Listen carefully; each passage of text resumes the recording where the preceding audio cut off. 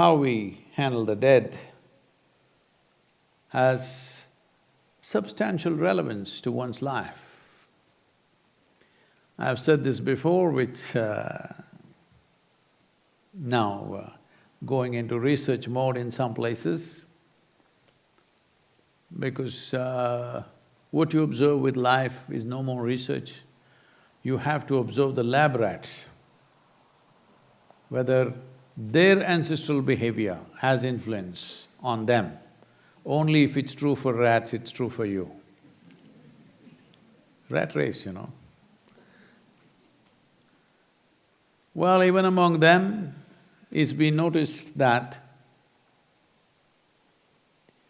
one experiment, I think this happened in the Emory University, if I'm right, or I could be off in terms of university, some premier American university for sure.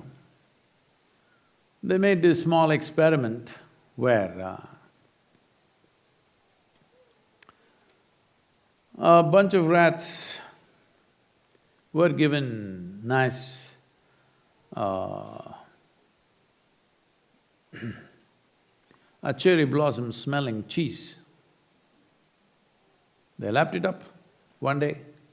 Next day when they came to eat, when they bit into the cheese, they got an electric shock. You know, humans.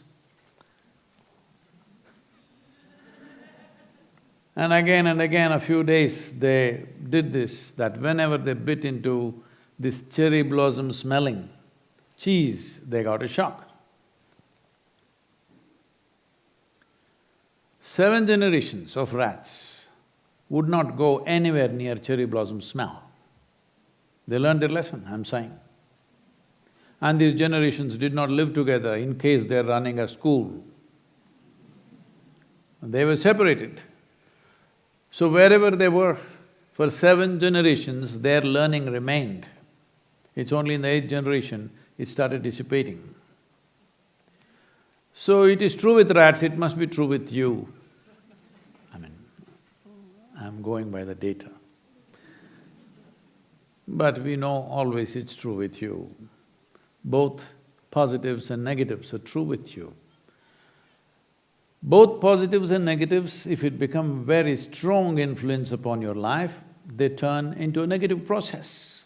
It may be positive, but if it becomes a very strong influence, then it becomes negative because whatever your 7 I'm only going 7, okay? Mahala Amavasya we're going to 12, but in case, because you're all covered, I can't make out whether you're Homo sapiens or rodents. Really, we all looking funny these days?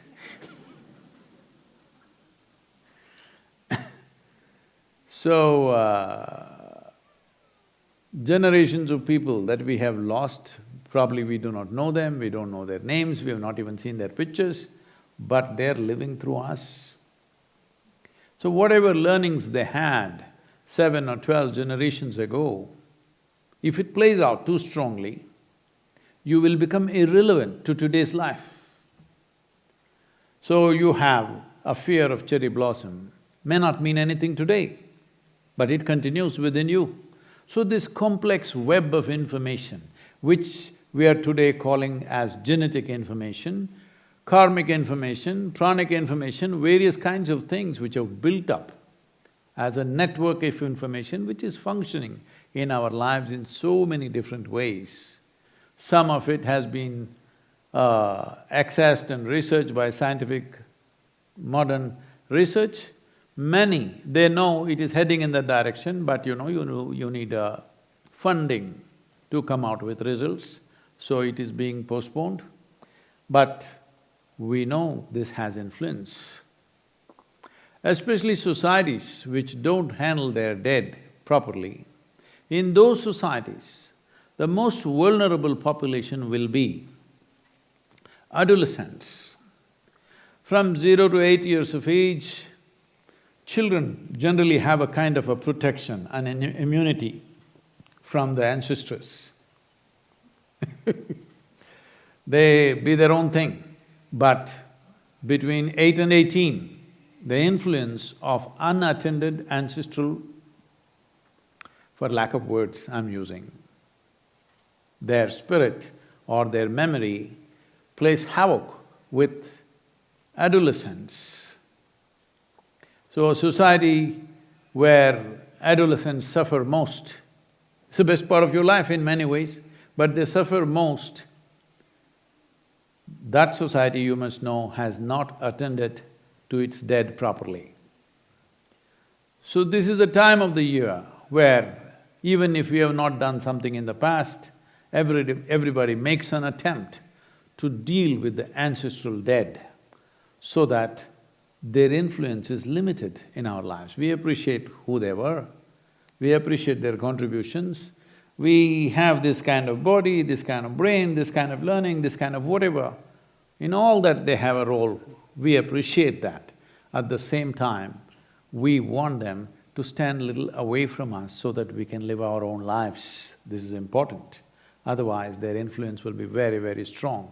Adolescents and post-pregnancy women are most vulnerable for these forces.